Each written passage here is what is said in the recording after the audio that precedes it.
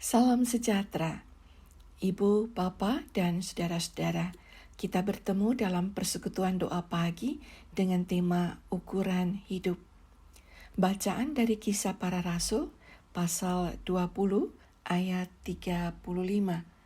Adalah lebih berbahagia memberi daripada menerima.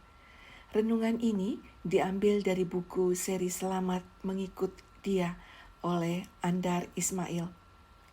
Ibu, Bapak, kita mengenal ada banyak macam satuan ukuran seperti sentimeter, hektar, liter, kilometer per jam, menit, dan sebagainya. Ukuran bukanlah urusan yang sepele.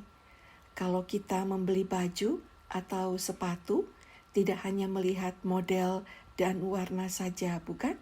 Tetapi juga memperhatikan ukurannya. Ternyata setiap benda perlu diukur dan masing-masing benda atau hal punya ukuran dan cara mengukur yang berbeda-beda. Begitu juga dengan hidup. Hidup ada ukurannya.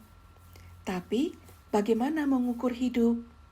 Ukuran apa yang digunakan untuk mengukur hidup? Ibu bapak, di dunia ini banyak orang mengukur hidup dengan apa yang dipunyai. Mulai dari ia punya gelar, ia punya rumah, ia punya mobil, punya perusahaan, ia punya pacar, punya istri, punya anak, cucu, dan seterusnya.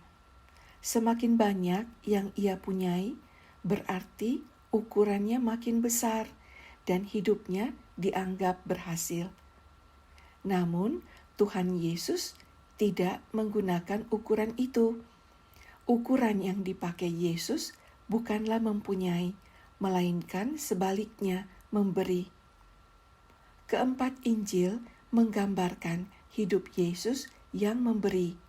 Yesus memberi penghiburan, ia memberi kelegaan, memberi pertolongan, pengampunan, ia memberi kesembuhan, ia memberi makanan dan minuman dan sebagainya. Saudara, Yesus mengukur hidup dengan memberi faedah bagi manusia, bukan mendapat faedah dari manusia. Kalau hidup kita hanya memikirkan apa yang kita peroleh atau apa yang kita punya, maka hidup kita merupakan living saja. Namun, kita baru benar-benar live bila kita mulai dengan memberi. Misalnya, memberi perhatian, memberi pertolongan, memberi penghargaan, memberi waktu, memberi pengampunan, dan seterusnya. Sehingga kita bisa memakai kalimat seperti ini. We make a living by what we get. We make a life by what we give. Kita menghidupi diri sendiri dengan apa yang kita dapatkan. Kita membuat sebuah kehidupan dengan apa yang kita berikan.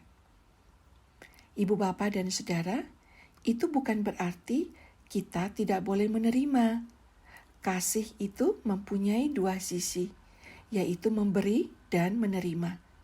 Tuhan pun menerima pernyataan kasih dari wanita yang mengurapi kakinya, makanan yang disajikan Marta, bantuan dari Simon Kirena untuk memikul salibnya. Saudara, manusia pun bersedia menerima kasih sekaligus memberi kasih. Manusia bukanlah autarki yang merasa tidak perlu bantuan orang lain karena ia tinggi hati. Sedangkan manusia yang tidak mau memberi adalah manusia yang egois dengan kekerasan hati. Itulah dua dimensi hidup yang diteladankan oleh Yesus, di mana puncaknya adalah Yesus memberikan dirinya sebagai penebus dosa kita. Amin. Mari kita berdoa. Syukur pada Tuhan untuk hari baru ini, yang mengingatkan kami untuk terlebih berbahagia hidup memberi daripada menerima. Kiranya sepanjang hari-hari kami mengisi dengan memberi perhatian memberi pertolongan, memberi dukungan, berbagi dengan sesama. Tuhan, kami menyerahkan hari-hari kerja kami, anak-anak kami yang tengah kuliah ke dalam pimpinanmu.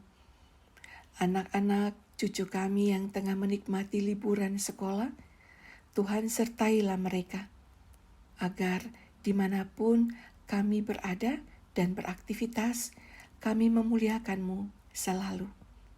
Amin.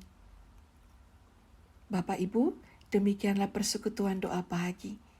Tuhan memberkati kita semua. Shalom.